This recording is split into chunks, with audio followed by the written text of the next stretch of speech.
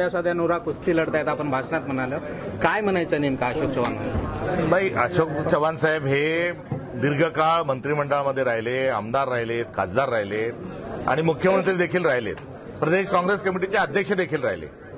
त्यांचे वडील आदरणीय शंकरराव चव्हाण साहेब हे मुख्यमंत्री राहिले, केंद्रामध्ये अनेक मोठ्या मोठ्या जबाबदाऱ्या, संरक्षण मंत्रालय, गृह मंत्रालय, प्लॅनिंग कमिशन अशा सारख्याही जबाबदाऱ्या त्यांनी स्वीकारल्या आणि या अर्थानं ते मतब्बर स्वरूपाचे एक राजकारणी घराणं आणि राजकारणी व्यक्ती होते. शंकरराव चव्हाण साहेब हे हिंद केसरी होते, तर अशोकराव चव्हाण साहेब हे काँग्रेस पक्षामुळे हे महाराष्ट्र केसरीच्या कुस्त्या लढत होते.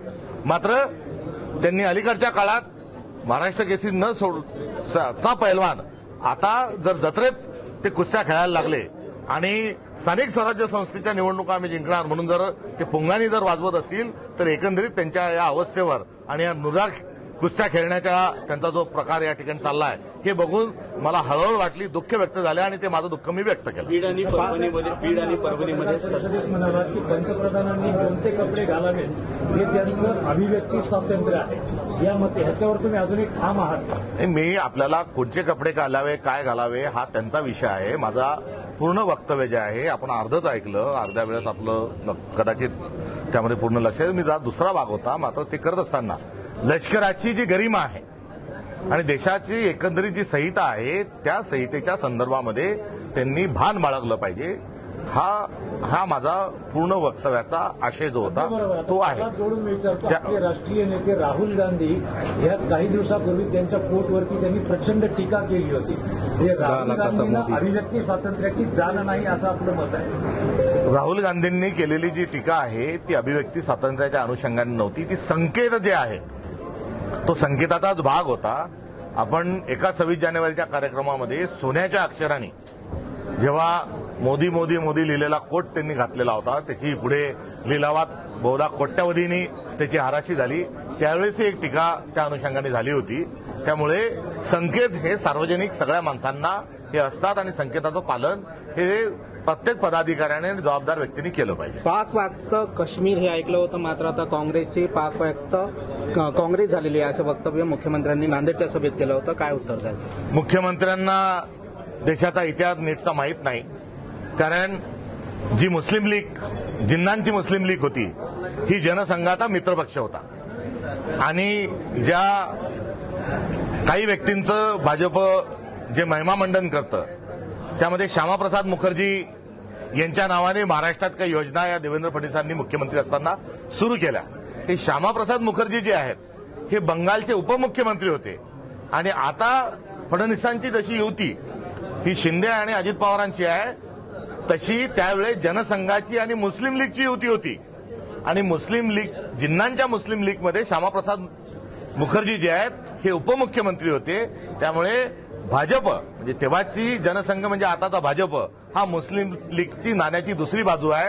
ही वस्तुस्थिती आहे. ही वस्तुस्थिती सोडून ज्या एका पाकिस्तानचे 2 पाकिस्तान केले आणि जो नेहरूंमुळे, पटेलांमुळे जो काश्मीर आपण वाचू शकलो, काश्मीरी लोकांना सोबत घेऊन वाचू शकलो आणि जो काश्मीर भारताचा अविभाज्य घटक आहे, हे जे काँग्रेसची भूमिका होती, पुढे जाऊन शिमला करार करत असताना काश्मीर हा आमचा अविभाज्य घटक आहे आणि काश्मीरवर आम्ही चर्चा करणार नाही असा शिमला करार होता आणि त्या शिमला करारामध्ये असंही होतं की तिसऱ्या कोणत्याही व्यक्तीला आम्ही या करारामध्ये आम्ही या प्रश्नाच्या अनुषंगाने चर्चा करू देणार नाही. मात्र आता हा काँग्रेसचा काश्मीरच्या अनुषंगाने असणारा संघर्ष आणि शिमला करार याचा विसर मोदींना पडलाय आणि आता जी शीतयुद्ध थांबल्याची जी सीज फायरची जी घोषणा आहे, युद्ध थांबण्याची घोषणा ही आता अमेरिकेतून झाली. याचा अर्थ काय, तर शिमला करार हा मान्य नाही का? त्यामुळे काश्मीरमध्ये हा आपल्या हातातून सोडण्याच्या अनुषंगानं या ज्या हालचाली केल्या जात आहेत का असा एक प्रश्न त्या ठिकाणी निर्माण झाला आहे आणि ह्या सर्व पार्श्वभूमीवर जर फडणवीस असं म्हणत असतील तर त्यांचं डोकं ठिकाणावर आहेत का हाच प्रश्न विचारल्याशिवाय गत्यंतर नाही. 26 तारखेला मुंबई बुडत असताना मुख्यमंत्री फडणवीस मात्र संध्याकाळपर्यंत म्हणजे रात्री 8 वाजेपर्यंत नांदेडमध्येच मुक्कामी होते राजकीय सभेसाठी. मुंबई जी तुंबली होती ती मुंबई नव्हती तुंबली, तर देवेंद्र फडणवीसांचा भ्रष्टाचार त्या ठिकाणी तुंबला होता कारण गेल्या अनेक दिवसांपासून मुंबई महानगरपालिकेच्या निवडणुका झालेल्या नाही आणि तिथे प्रशासक आहे. त्या ठिकाणी कोणता अधिकारी पाठवायचा, तर मुख्यमंत्र्यांच्या देवेंद्र फडणवीस अनेक ज्या योजना आहेत त्याच्यात लाडका अधिकारी नावाची पण एक योजना आहे आणि ते लाडके अधिकारी बीएमसीला त्यांनी पाठवलेले आहेत आणि त्यांच्या माध्यमातून मलिदा खाण्याचं काम हे मोठ्या प्रमाणावर होत आहे.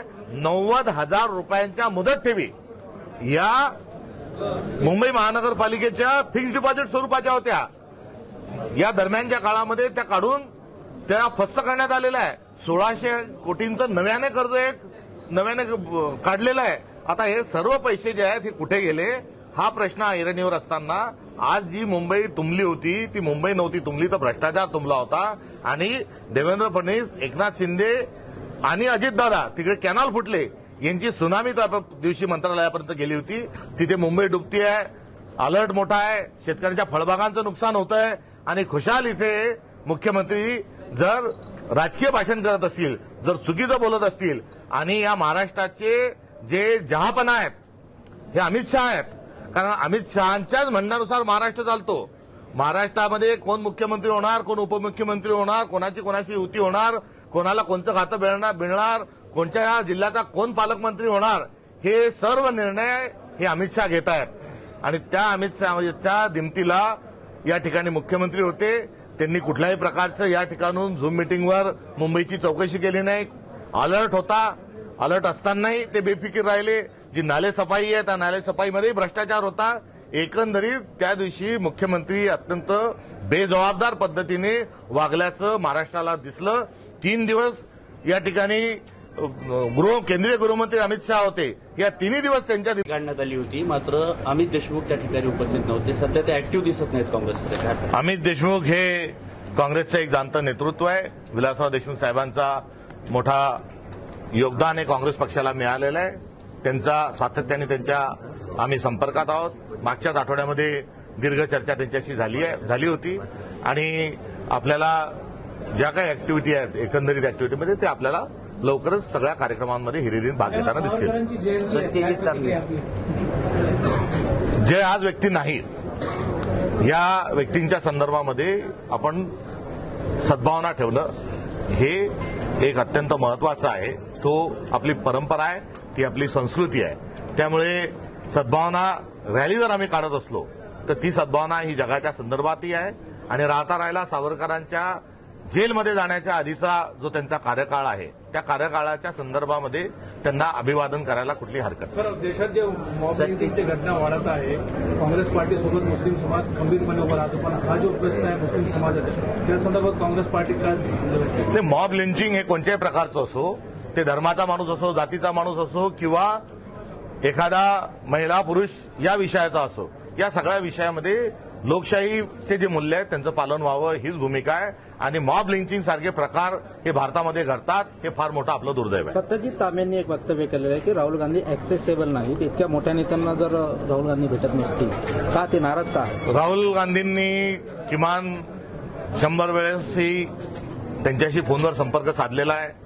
त्यांच्या निवासस्थानी ते मुक्कामी असल्याचं देखील फोटो आपण सर्वांनी बघितले आहेत. आता त्यांची जी राजकीय अस्वस्थता आहे त्या अस्वस्थतेच्या अनुषंगाने त्यांनी ते वक्तव्य केलं की अजून त्याची काय कारण आहे हे मला सांगता येणार नाही. मात्र ते एक्सेसेबल आहेत. जे कामं आहेत त्या सर्वांच्या संदर्भामध्ये ते सर्वांना भेटत असतात. एवढंच नाही तर आपल्याच येथील राहुल प्रधान जे आहेत हेही राहुल गांधींना 2 दिवसापूर्वीच ते भेटून आलेले आहेत. भारत जोडो यात्रेच्या निमित्तानं नांदेडमध्ये अनेक कार्यकर्त्यांना ते भेटलेले आहेत. त्यामुळे त्यांचा हा जे एकंदरीत उत्तर आहे हे मनाला न पटणार आहे. आणि सत्यजित तांबे साहेब हे काँग्रेसच्याच भरोशावर म्हणजे काँग्रेसचाच पाठिंब्यावर ते निवडून आलेले याची त्यांनी भान ठेवावं एवढी त्यांच्याकडून असणारी नम्र प्रार्थना आहे. धन्यवाद. एबीपी माझा, उघडा डोळे बघा नीट.